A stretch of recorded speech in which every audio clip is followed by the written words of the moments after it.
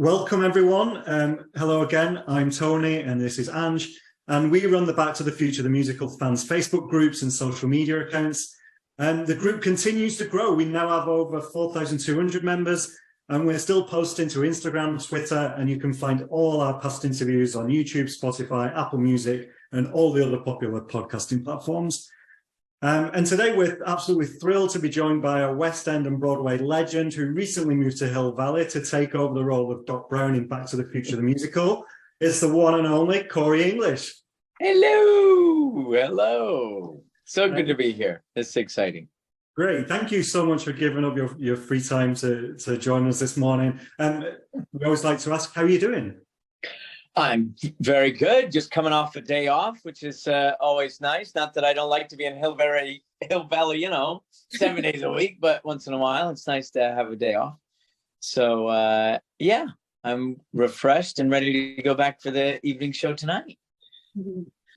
Okay, Cory, so we always like to start these interviews with talking about the progression of your career, how you got started, how you progressed to where you are now. We know you've done so much. When we researched this interview, we saw you'd done so much. So Broadway, we've got Guys and Dolls, Damn Yankees, Hello Dolly, Young Frankenstein, West End. This is just to name but a few.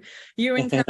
The Producers, Addams Family, Sleepless. You've been in movies like Cats. You've been on TV. A little bit of 6 degrees of separation with some of your work, isn't there? Because I know you're in town with Rosanna Hyland. Yeah. Lorraine Baines in Back to the Future. Yeah. And also in Young Frankenstein with Mr. Roger Bart. So yeah, done so much. So we wanted to take it right back to the beginning. I know you're a New York native. How did it all begin for you? For me, I wasn't, I like to sing a little bit.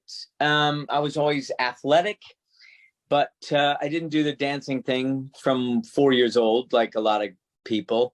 I was 12, 13, and this local dance teacher came in to teach us some steps in our chorus, our choir. And she said, "Cory, you'd be a really good dancer." And I said, "Oh, I would? Okay." So I started taking dance class, and I liked it. I certainly enjoyed all the attention. I'm not going to lie. My mom and dad were completely supportive. I continued playing all my sports. I still got to be a jock and do all that stuff. Kept singing, did some musicals. Then when I turned 18, and I wasn't very academic, I thought, yeah, college, no way. I tried for a semester. My parents took out a loan for $500 because they couldn't afford to send me to college, but they wanted me to go. So I did one semester, and then I was like, that's it. I'm moving to New York City, because I live in Rochester, New York, which is about 7 hours out of New York City. So my dance teacher had taken me down to New York City, and I fell in love with it. And I said, I'm going to live here, when I was 14, 15. And so sure enough, at 18, I went, and I just started dancing, 10 hours a day, did my restaurant job. And then I just danced and danced until I got my equity card and started auditioning for the big stuff. And then finally got Gypsy out of a cattle call, we called them, when there's, over 100, guys there. It was a cattle call, and I got it. It was about 150 guys there, and I got the gig. So that was a huge turning point. Almost like I kind of equaled it to a college degree. That getting my first Broadway show was like, okay, now I'm legit. And people won't say, which restaurant do you work in, when you say you're an actor or a dancer. So I was like, yeah. And at one point, I was actually keeping my day job at the restaurant and doing the show at night. It was, I was kind of in flux, but I wasn't sure. I was just on a 4-week replacing someone who was injured, but it could have been more. So I kept my day job just in case. But then after 3 months, I went, nah, I think I'm good. I'm quitting. So Yeah. It's great to see that your roots started very much in dance and how much of that you brought to the show, because obviously we love your dance moves in the show. So it's that's where it all began for you. Yeah. I still, my love for ballet is huge, and 80s hip hop, which kind of goes well with the show. My first ever professional job was a music video with Samantha Fox. So that's how I was introduced to the Brits, with Samantha Fox. Is that out there? We need to find this. Yeah, it's out there. Oh, okay. We've not found that yet, but we'll work on that. Yeah. An introduction to the Brits, eh? Yes, wonderful. I got a great snapshot of the two of us, which I love. I would love to run into her one day, to go, you remember that little blonde guy? Here I am. But you know, yeah. She taught me about the Bow Bells, because she said she was Cockney, and she said that's because I can hear the Bow Bells. So she taught me the Bow Bells. Oh wow. Sorry. Do you remember the first show that you actually saw, or the first musical that you actually first saw, and did it inspire you to follow that route into theatre? Yeah. Guys, Tony, Ange, I get quite emotional and sentimental and nostalgic all at the same time. So talk about all this stuff. If you see me do this, I don't know why. I mean, I'd like to blame COVID, but after COVID, I've really got sentimental, and after having my children, I don't know, the hormones in me have completely like whoosh. So I'm not apologizing. I'm just letting you know, right. If I take a dramatic pause, it's probably because I'm getting my emotions in order so I can communicate. So yes, the first musical I saw that I remember was a high school production of Hello, Dolly, and my brother was in it, and I just loved it. I was completely entertained. I didn't say I need to do that, but I was totally entertained. And then when I was in 6th grade, about 11, 12, I did the high school musical, Sound of Music. So they went to the elementary school to get the little kids, and then I was a part of that. And so that I loved that as well. But of course, I still wanted to be a baseball and a basketball player all along. We've said that you've obviously performed on both Broadway and the West End. Have you found many differences between the audiences? Are one more reactive or more vocal, or? Yeah, you know, Americans are just louder, aren't we? Oh, so yeah.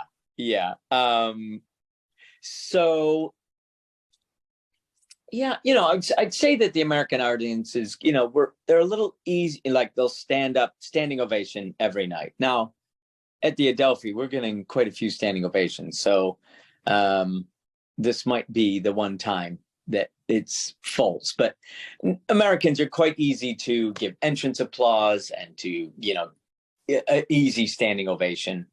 And they sometimes, I'll say the London audiences in the hinterlands in the north, because I've toured in the UK now, they certainly laugh a lot more up north, I gotta say, and over in Cardiff they do like just laugh a little bit more. Sometimes the London audiences, I found with Young Frankenstein, were a little hesitant and cautious. That said, we had, you know, still Young Frankenstein worked wonders. But we found that in New York, because I did Young Frankenstein on Broadway with Roger. And when he was in Seattle doing Young Frankenstein, he said it was a rock concert. And when they did move into the city on Broadway, it quieted down quite a bit. And then Roger and I went on the road for a year together doing Young Frankenstein, and the audiences were amazing. and loved it more than the New York audiences. So I think London and, you know, the environs, similar to New York and the environs, you know, over there. One amazing thing I like to tell about Broadway compared to the London scene, all shows over in New York start at 8 o'clock. Now, a lot of them do start here in the West End at 7:30, most of them, but they're spread out, the London theaters. In New York, those Broadway theaters are pretty much in a 10-block radius. So at 7:45, 7:50, people are trying to pay their bills at the restaurants and running to the theater. And they're late, and the buzz of the traffic and the noise of Times Square, that all feeds into the theater, into the Broadway theaters. And it was one of my most favorite things to do at the stage door. Stage managers would hate me, but I would stay outside that stage door, and I'd love to watch the people come in at 5 to 8. Sometimes I'd put a jacket over my costume and just love watching the audience come in and the buzz. Some of that happens here, but the theaters are, you know, spread out, so you don't get that Times Square buzz so much here in the West End. Where in New York, that's one of my favorite parts of Broadway. See, we always like to get to the theatre early, but maybe we'll have to hold back when we go to Broadway and like just watch what's happening a little bit and then run. I mean, it's frantic. It can be frantic, you know, and people might not even be nice. But excuse me, I got a show to see, you know. Over to that. Yeah. Of course, what we really want to talk to you today is about your role in Back to the Future, the musical, where you played Doc Brown. Just before we get into that, we have asked our members of our Facebook group if they have any questions that they wanted us to ask you specifically as well. So we'll throw those in as we're going through. Okay. And so one of our members, Kevin, actually wants to know if you can remember the first time you saw Back to the Future, the movie. I've been trying to. So it was either with one of my best friends who was kind of a techie nerd. We can say that, right? Yeah, techie nerd. Yeah, Don't want to offend anybody. He was one of my best friends, and it was either with him or it was with my girlfriend. And I've tried to remember, and I've asked them both, and they don't remember either. So it definitely would have been in Webster, New York, at that cinema. That's for sure. And just coming out, loving it. I remember coming out and just, you know, loving it. And certainly when my boys were born, it was, you know, one of the first movies that I had to show them when they were old enough to really appreciate it, you know, 5 years old. Yeah. And did, like, what was your relationship like with it from then on? Were you just aware of it, like go to it, watch it if it was on TV, or have you been like, are you a Back to the Future fan? Are you a Back to the Future nerd? I have to say, I've always been a huge fan of Michael J. Fox, from when he was in the, oh gosh, what was his TV show? Oh my God. Family Ties. I mean, just loved him. So, and all of his movies, Teen Wolf, all of them, I'd run and see him. So I'd say I was a Michael J. Fox nerd, first and foremost, and whatever he was in, I was a fan of that movie. So yeah, that would be me. Cool. I mean, did you might not have been a Back to the Future nerd yourself, but before getting into this show, were you aware of how big the Back to the Future fandom was? No. Do you know now? No. When on my first day of rehearsal, or even before, the resident director said, Cory, learn your lines, because those fans are going to be out there making sure that you are aware of where everything is and what those lines are. So even now, to this day, when I say some of those October 26, 1985, 1:41 a.m., I am very clear and nervous when I say those numbers.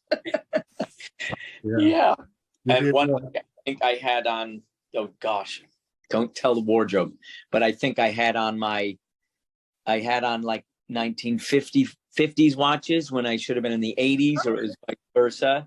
And I was like, oh, we're going to get a couple emails from the fans. Yeah. Oh, great. So you knew about the film, you were aware of it. You watched it, say, if you watched it at the cinema 35 plus years ago. Yeah. How did you then end up going from there to landing the part of Doc Brown in Back to the Future, the musical? I'm really interested in this process. Obviously, you had some contacts there. Did they call you? Did you call them? Like, what happened? Well, I saw it. I'm going to name drop. So Patrick Wilson, who was a roommate of mine in New York City, he's over doing Aquaman 2. And he was here for a good 3-6 months. And I wanted to go see Back to the Future with him. So, and my wife and my first son, who were on tour with Young Frankenstein with Roger. So we all knew Roger so well that we all wanted to go find the right day to go. And so we went with Patrick, and it was Patrick who went, you could play Doc. I went, no, I can't. I'm too short. Come on. So, I mean, energy wise, I thought, yeah, that suits me, very well. But I just thought, size matters. And, even, Roger wasn't up to Christopher Lloyd's height. And it didn't bother me whatsoever. Roger captured his essence and all of the Doc Brown stuff, and I didn't care one bit that it wasn't Christopher Lloyd. I knew I was up there. I was seeing a terrific comedic actor, so it didn't bother me. But I thought, I'm not going to go with me. I'm too short. So what it was about, I want to say that was March. It was about 2-3 months after the opening when I saw it. And of course, we loved it and saw Roger afterwards. And we were so excited for him and the reunion of my son, who was 3-4 years old, and Roger together. That was fun. And we were quite excited for Roger, not myself, because I thought, well, there's no chance for me ever. And then 3-4 months, I got a call to come on in and audition. I was like, really? Okay. So for my auditions, I like to go full out. I don't hold back. I'm gonna do my audition like it's my first day of rehearsal. I come in fully prepared. So I booked to see the show without Roger knowing, without anybody knowing, a couple times, because I wanted to get the feel for the musical version of Doc Brown and what Roger was doing with it. I can't be Roger, which the fans will know. I can grab the energy. I can try and find where the lines are going to land and Bob Gale's rhythms of the lines. But I had to try to, there's 3 tasks here. You want to give tribute to Christopher Lloyd. You want to give Bob all of his laughs, and the touching moments you want to be able to nail, because if Doc Brown doesn't have some real truthfulness and sincerity, they're not going to buy the laughs. So you've got Christopher Lloyd, you've got Bob, and then Roger. So you got to take some of Roger's energy and find what he created, where those moments are. Oh, and then there's a 4th thing, and then I've got to make it my own. Christopher Lloyd, Bob, Roger, and then Cory has to come in there, or it's not going to be truthful. You can only do so much impressions, but if you don't make it real, then the audience is going to go, oh, what's wrong? What's different? So that's where I try to put in my own, energy and what I can contribute. Yeah, did I answer that? Yeah. So when I did go into audition, I did walk in the room and everybody was there, except for Bob. There was a table of 15 to 20 people, and it was kind of right after COVID, and I had not had an audition in a room in quite some time. So when I walked in, I went, holy, what are you doing here? What are you all doing here? And they're like, what? And everybody was laughing. What do you mean? I was like, I haven't auditioned for people. It's just been a camera for, I don't know, it feels like years. So they laughed. And then I did say, I do realize I'm your Danny DeVito option. I am your Danny DeVito option. So I get it. So they put up the camera so Bob could watch or record it. And I had a really fun time. And I knew that they were enjoying themselves. I certainly was enjoying myself because, again, I had in the back of my head, all right, I'm the short option if they don't want to go for the, because I did see, Ollie kind of nailed Marty, and Hugh had nailed George, and there's Ollie rocking Marty, and Roger gave an amazing tribute to Christopher Lloyd, but kept it his own. So I went, in the back of my mind going, they could go for the real deal of Christopher Lloyd or go for the Danny DeVito. And I'm happy they went Danny DeVito. We are too. I mean, we had heard Roger was going to take a little break, and there was a lot of speculation about who would be covering that role while he was out for 6 weeks, and we found out it was you. We were really excited to come and watch. I managed to grab a ticket during that 6-week stint and came down and watched you one matinee and thought you were great. Like you said, bringing your own to it, keeping a bit of the original Chris Lloyd version there, but also Roger. It was brilliant. I had glowing reviews when I left. Thanks. We had a few members asking about this as well, but at what point did you then get approached, or how was the decision that you would actually take over full time once Roger left to go to the Broadway production? Well, for the producers, they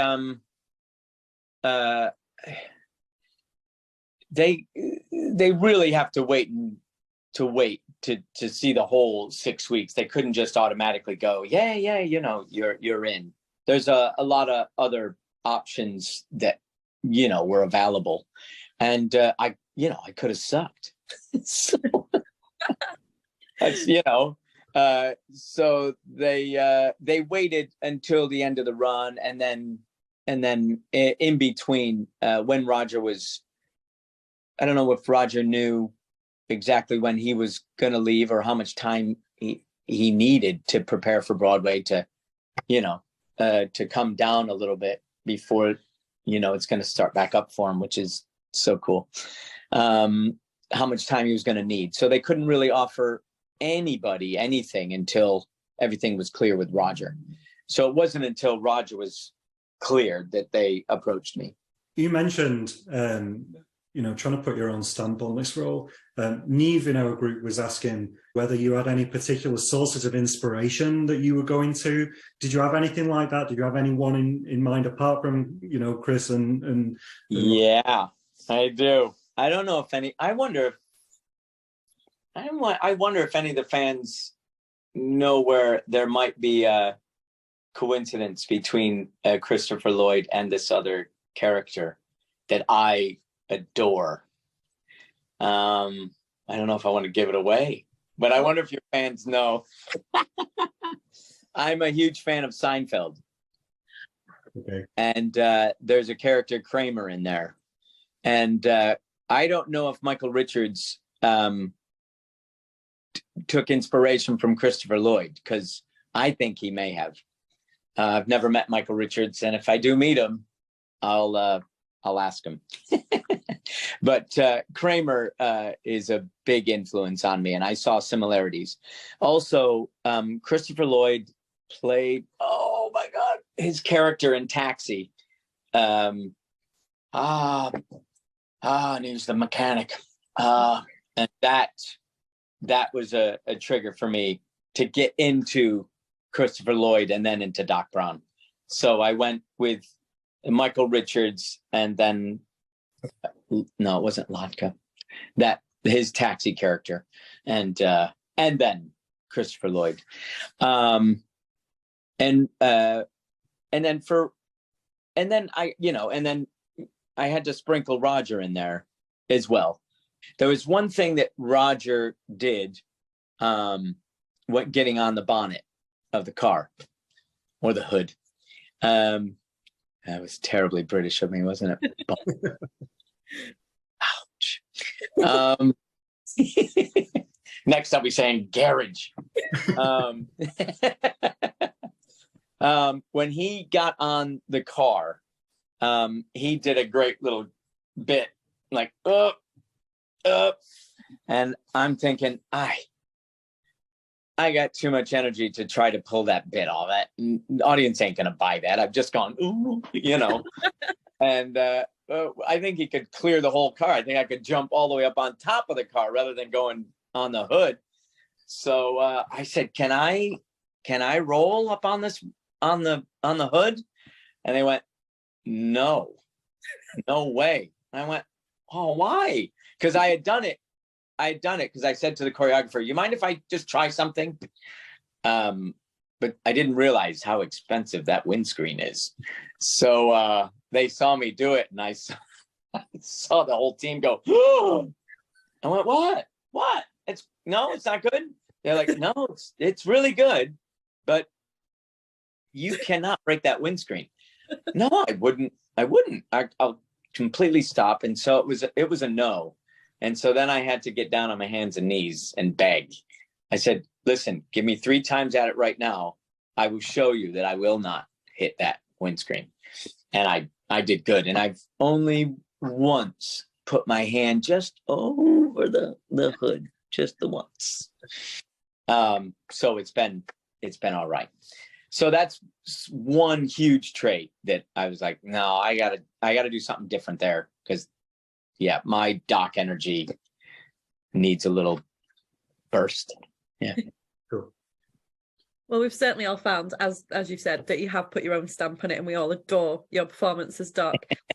One of our members, Sarah, wanted to know more about the vocal demands of the role and switching between singing Doc, shouting Doc, Doc Brown voice. Do you have a specific warm-up technique and routine? Lovely question. Great question. Because so here's, I've played parts by Zero Mostel, Max Bialystock and the producers, Marty Feldman, and now Christopher Lloyd. And one big thing to try to even compete with these icons is to say that they did not have to do it 8 times a week. So you've got to find a voice that can be done 8 times a week. And as Roger paved the way, you got to find a safe way to shout. And Roger's, he's magnificent at finding that voice and shouting his I won't do it now. And I can't do it right now, or I'd hurt myself. But to find that shout and that scream, takes a technique called retraction to get the pressure off of the chords. And I had to figure that out quite quickly as I did my first week. I came down with COVID 3-4 weeks before I went into the November run, and I was pumped. I was 110%. I was really physically fit, vocally and physically. I was doing a play at the Old Red Lion, and I came down with COVID, and I couldn't do the last week of the run. And it took down my vocal strength by probably 50%. And now 4 weeks later, I'm going to try and do Doc Brown. And so I struggled, and I had to learn this technique all over again. I called my drama school teacher, Yvonne Morley, who taught me at Drama Studio London, and 30 years later, and she's still going. I'm still going. Pretty cool. And she taught me this technique so I could shout like Roger 8 times a week. And so with the shout, with that open voice, not trying to keep it on the chords, I found my Doc voice. Obviously getting inspired by that rather airy thing for Christopher Lloyd. But you never know when or where it's ever gonna strike. You know, that's a trigger. I need to do that every night. I start with that every night. And then I get I drive a scooter into work, and I hum and I siren the whole 20 minutes from Northwest London into the West End. I love freaking out all of the taxi cabbers and the people and other real bully scooter riders. I come up with them. Which I like doing. Trying not to belt first, but slowly warming up to, then I can go, Marty, you know. So I will just hum and siren for a good 25 minutes. And then when I get to the theater, we do our group warm up, and then I'm in my room getting into Doc Brown, which getting it to Doc Brown for me, I'll do a little bit of Kramer. I'll do a little bit of Christopher Lloyd. I'll go moment to moment with either a Shakespeare sonnet, or I will do the lines to the show. Because, you know, some days you believe it or not, you don't really feel like entertaining 1,400 people, or you don't feel funny. But my job is to get to a place to do it. And just doing the lines, saying Marty, or just saying Great Scott, has worked so far. Let's see if, you know, 6 months down the road, things might change, where maybe I need to listen to Led Zeppelin. Maybe I need to, you know, listen to music. I've started watching old comedy clips of Dean Martin Rose, or watching Whose Line Is It Anyway, the British and the American version, just to get to remind myself, dude, you know, you're a comedic actor. Get there. You go, yeah, Marty, great. And then, so you got to go, you know, not the same thing will not work every day, because the audience's atmosphere is different every night. You got to read that. Some days you could just do anything up there and they're going to laugh and love it. But as you've seen, you've come to the show quite a few times, Ange, that audiences are different. Yeah. And that Wednesday evening is very different from Monday night. Monday night was always a horrible night. And now here's the Wednesday nights are like, not the best nights. But Monday is just flourishing. Awesome. So you still got to feel what's true inside of you on that night, and what you're getting from the audience. Maybe the audience needs to be picked up, and it's my job to give them something new, something fresh. Or Saturday afternoon, we had an amazing Marty Enters, and this came. And I was like, my job's done. I don't have to do anything extra. I just got to say the lines, sing the right notes, go to the right spots. We're good to go. Which, you know, can be a relief, you know.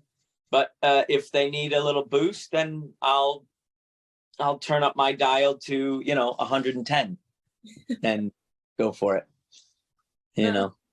Great to hear, and really, I'm really not letting you guys talk at all. You know that. This is the whole point. We love to hear you speak and hear these stories, because that's what we want, and that's what our members love to hear. So thank you for sharing them. And I love the thought of random people strolling through London and hear you going by on your scooter doing some of these warm-up techniques, going, what was that? I think that would be really funny.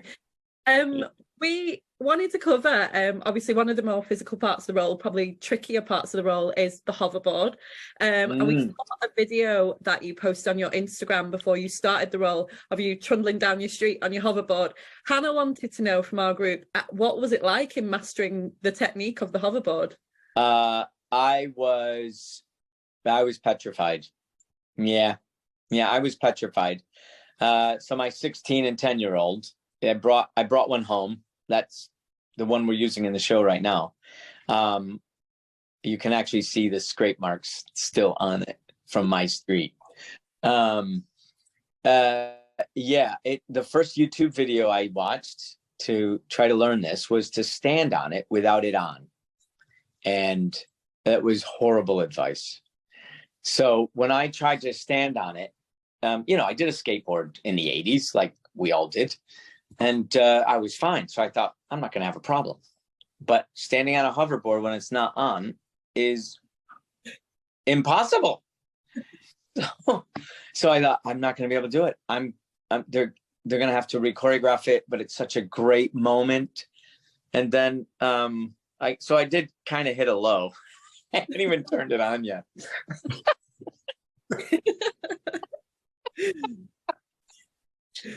So then my youngest, he jumped on it. He'd never been on one. And he started, oh, Dad, it's easier. It's easier. It's easier. And then he started just going back and forth. Then he found the how to turn it. And then my 16-year-old got on it. Oh, Dad, you're going to be able to do this.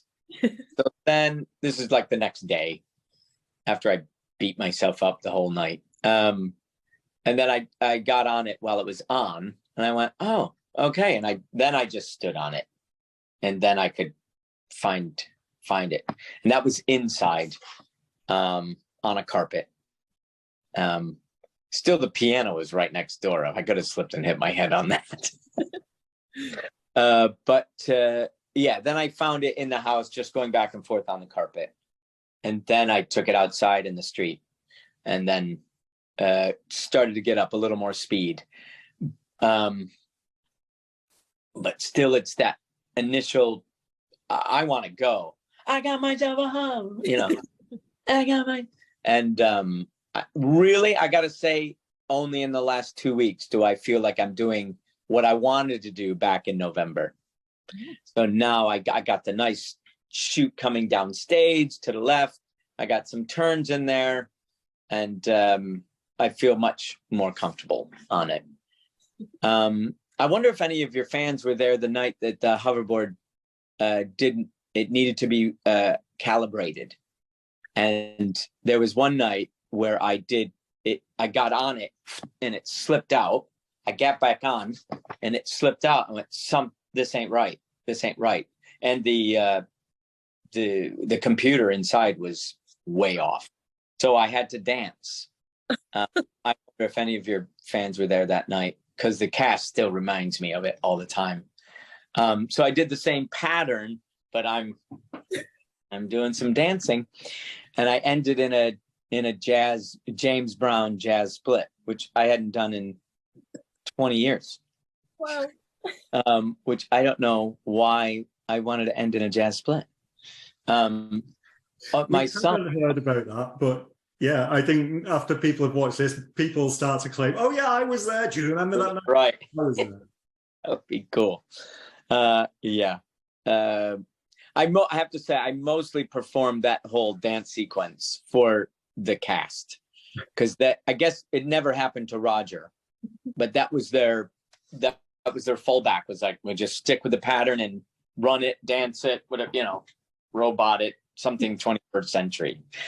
I think I did more ballet than I did robot stuff. A great way to showcase all your dancing styles that you've been learning. We do have a question actually about dancing. Vicky from our group, I don't know whether she knows your background and your history with dancing, but in particular, she wanted to know what your favorite number in the show is to dance to. Well, obviously, I haven't performed hip hop in Oh, I don't remember. I've taught it in, dance class, but so it's got to be 21st century. When I saw that dance break, I went, oh, this is good. And I said, can I really dance this full out? And they're like, yeah, go. So yeah, I mean, to do that, I'm in heaven. I'm in heaven. I'm glad it's only like 32 bars long. And my endurance is certainly up there now. And I'm dancing it harder than I did in November, December. I'm really starting to go balls out. When you're not on stage, I think this is another member question. Cheryl was wanting to know whether there's a particular moment you like to just stand at the side and like a favorite moment to just watch. Do you have one of those, or are you really too busy sort of dashing around, getting changed, getting prepared? Well, I gotta tell you, it's pretty busy backstage. And a lot of times they want you to get the hell out of there. And we also get a note, don't come to stage too soon, because it's dangerous. When I followed Roger backstage, because before you do the role, you follow backstage, you watch all the quick changes. I barely got to see the stage because I couldn't stand in the wings and watch Roger. I had to stand on the back wall and then try to peek. So it really was just to learn the backstage traffic. And there were times they just said, Cory, go in the corner, go to the corner. Couldn't see anything, but you did feel like I'm going to get run over here by a very heavy piece of scenery. So there's not too much of those moments that can happen, unfortunately. That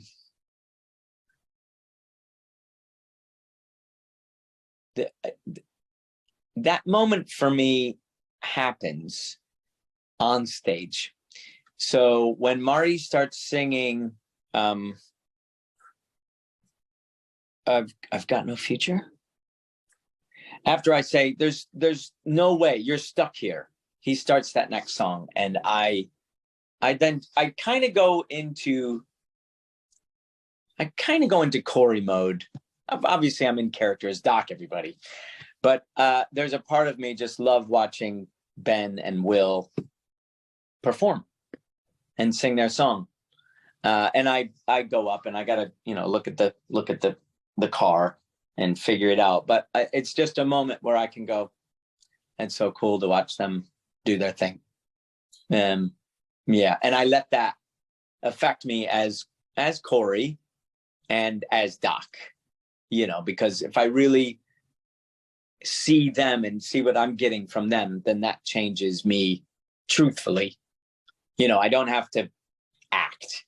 I can just be like, oh, there's my buddy singing a song to a full house. It's I haven't tired of that yet. I haven't gotten bitter. Cory, I'd like to talk about For the Dreamers. For many people, that's such an iconic, I mean, personally, that's such a special moment in the show. We've heard previously both Roger and Mark Oxtoby, who was understudy Doc in the original cast, obviously, talk about their inspirations when performing that number. And I was really interested to know where your mind goes to, if you're happy to share, when you're performing For the Dreamers, because it's such a special song. Don't get emotional. I know, yeah. Oh, do you know what? I've got loads. I got loads. It's so full for me. And when one thing isn't ticking, I got something else to switch into. That's what's pretty cool about that song. Yes, it's for the inventors, literally it was written for the inventors and people who try to invent something in their back sheds, and really it's crap. And they try, and they just love trying to dream up a new invention, and it's for them. for Doc, because he's been at it for so long and spent a lot of money into these, you know, his concoctions. So there is that, just looking at those 4 iconic pictures on the set. If that doesn't work, you know, if that doesn't shift me, then, you know,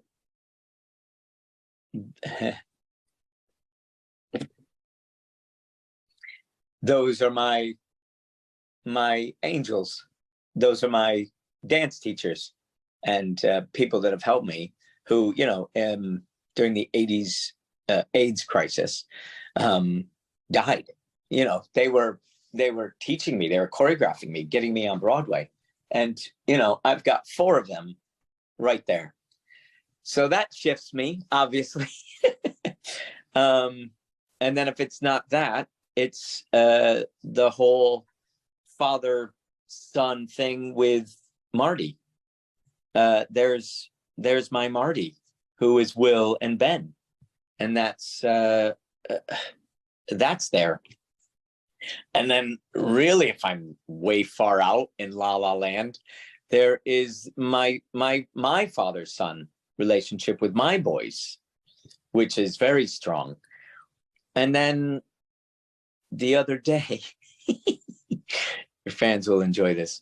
The other day, I do the fire extinguisher routine, right? Routine. I mean, the dramatic acting of the fire extinguisher. And I do the last one, and I do Roger's.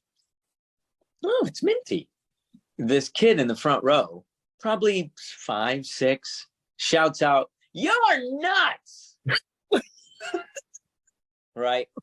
So I know at that moment, after the last squeeze, I've got to start honing it down and getting into being able to sing Dreamers, to take them on the next journey of the song. It's my favorite scene to do because, you know, when we're doing the fire extinguisher and the whole model, it's so much fun. But then the journey to get them down to, we're all dreamers here. We're all in the same room and we're all dreaming, and don't ever stop dreaming. So I know I've got to calm them down. With this kid in the front row was not calming down, and I had everything I could do not to say anything, and I wanted to. And then I saw the mom grab him and take him out, right? So when I drift during Dreamers, I can notice that the seats are empty. I'm like, oh, he left. And then 2 seats over, I saw this mother holding her son and going, you're not going to say anything like that. But cuddling him, and it was just so sweet. And here are these mothers with their boys, or fathers with their boys, right there. And then that can move me to go, you know, singing it to them, and dream, and then passing that dream on, showing them the show. So that there's just so many triggers for me. Thank you for asking that, because that's quite full. I'll look forward to singing that song till I never get asked to do the part again. And then I might do it at my cabaret act. Who knows? Such a gift of a song. Alan and Glenn have knocked it out of the park with that one, and it's such a moving performance for so many. And yeah, you did certainly deliver that, and I'm very moved watching you perform. So yeah, it's a perfect job, well done. So, yeah. We are coming towards the last parts of the interview now, but we just wanted to ask this one about your highlights since joining the show. We recently spoke to Jordan Benjamin, who you might be interested to know actually said one of his biggest highlights was his first show with you. And he said the way the conversations flowed between you, he felt like he'd known you for years. It felt like that.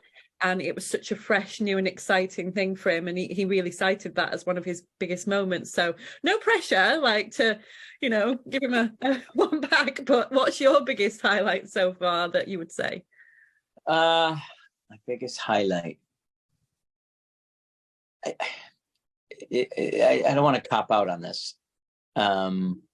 It's all been an amazing highlight. It really has, just getting to be able to play the part. I'm going to say another memorable moment that was not in front of the audience, but it was on my first day of rehearsal coming to the set and onto stage. And there were 20 crew members sitting there waiting for me. And I was completely intimidated. And I'm like, what is everybody doing here? You don't see the crew until 2 days before your dress tech rehearsal. But I had everybody looking after me and taking care of me on day one. I only had 6 days on stage before my first performance. And they were so attentive and caring, and they knew how difficult the part was technically. That's why the resident director said, learn those lines, because you don't want to be worrying about the lines because there's so much tech. And having them look after me was a huge highlight. And I'll bring the crew in again, I think. Every night when we start from the rain, right after Biff gets punched and we start, let's go. Let's get the bolt, let's time it all, the clock tower. That feels like I'm on a film set, where I literally am just the last piece of the puzzle.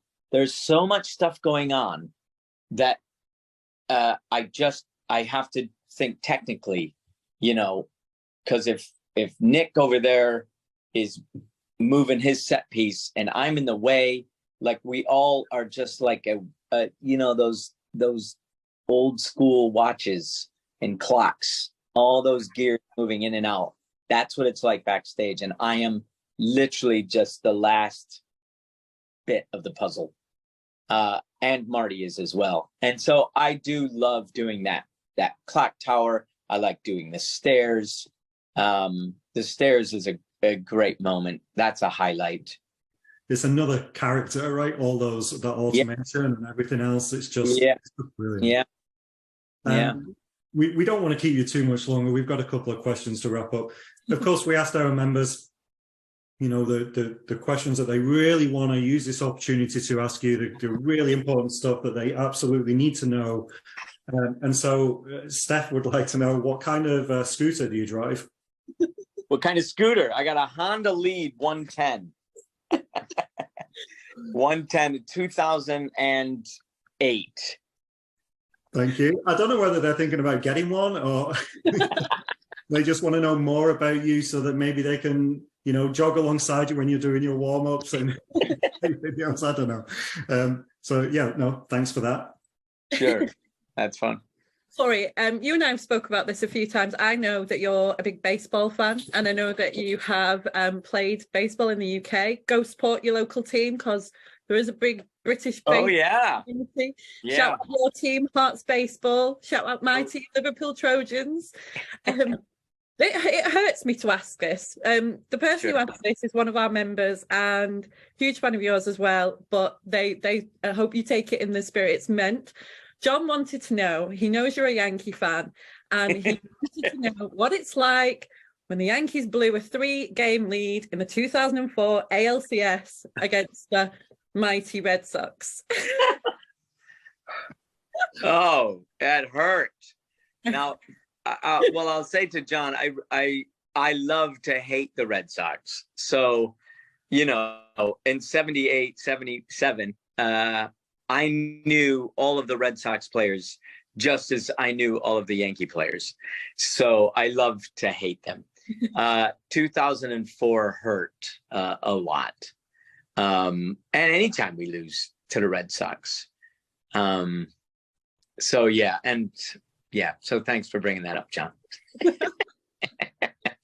There was the door gal over at Drury Lane, Jill. She's no longer with us. God rest her soul. She was wonderful. She was a Chelsea fan and a Red Sox fan. And then I came into the Drury Lane Theatre as a Yankees fan. One day she called me to the stage door. I'm getting ready to do the show. It's probably 10 minutes before the show. She calls me to the stage door. Something's happened to your scooter. Something's happened to your scooter, and it's parked right outside the stage door. And I got out there, and it was covered in Red Sox memorabilia, everything. Nice. So you want to know how I got revenge? Go on. Called her. I said, Jill. I called her from my room, and it was at intermission. I was like, Jill, I shouldn't have done this, but I had a friend come see me at intermission. They said they were going to the bathroom, and now I've lost them. So could you please just say, would Phil McCracken please go to Cory's dressing room? Phil McCracken go to, well, didn't she say it? I totally got it. So that was my revenge for the Red Sox scooter bit. Yeah, brilliant. Okay, we really are on the home stretch now. Very quick question. Other than Back to the Future, what's your favorite play or musical of all time? It's got to be The Producers. That certainly is my favorite. You know, it is definitely the funniest show ever written, and to be able to play, you know, the Zero Mostel role is that was a dream role. Igor was a dream role, and now Doc's a dream role.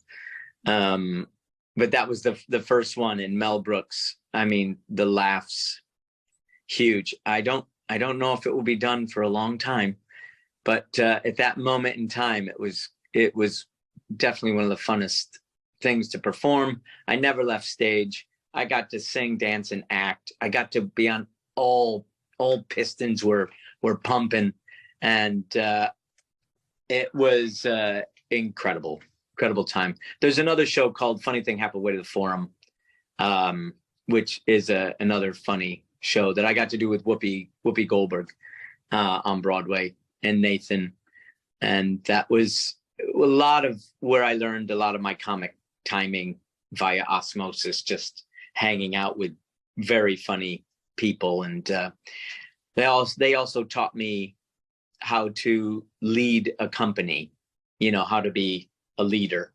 And hopefully I'll be able to instill some of that, the fun stuff that they taught me, I'll be able to pass on, because now I'm the oldest one in the company. Oh, thank you so much. The final question we've got, and we do ask this in all our interviews with all the cast and creative that we've gone through.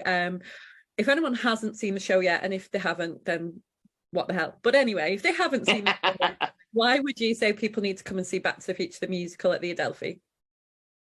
Well, I mean,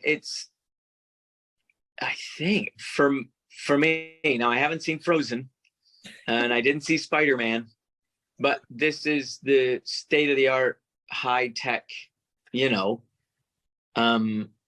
musical of all time, really, and integrated with, you know, old school theater tricks, and it entertains everybody. You know, I don't think I've ever been involved in a show where dads are bringing their boys. The wives aren't dragging them to see musicals. The boys are dressing up to the show, and just like, you know, the Frozen, you know, costumes, they're all dressing up to go to Frozen. And here I look out and I see Doc Brown's and Marty's, and it's wonderful and highly entertaining. And I think a lot of them never seen the movie before as well. So it's not like you need to know, you know, like Fame or Dirty Dancing. You don't need to know the movie. You can come in and it's a whole new experience. My 10-year-old actually didn't see the movie until he saw the show, and he likes the musical better. Yeah. We do have a lot of our members who also say that, and I think there's something about watching something in person where the people are real, you're feeding off the audience. It is a great experience for anyone, especially for an introduction to shows and musicals. Yeah. Yeah. Yes, for sure. For sure. Tough act to follow, though. They're not all going to be like Back to the Future, I tell you. So true. Yeah. Yeah. So that is it. Thank you so much for giving us your time today. I just know that Back to the Future musical fans are going to absolutely love watching and listening to this back.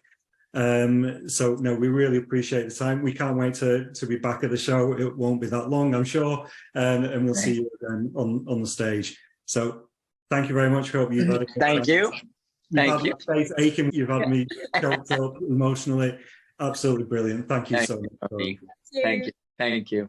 Bye now. See you soon.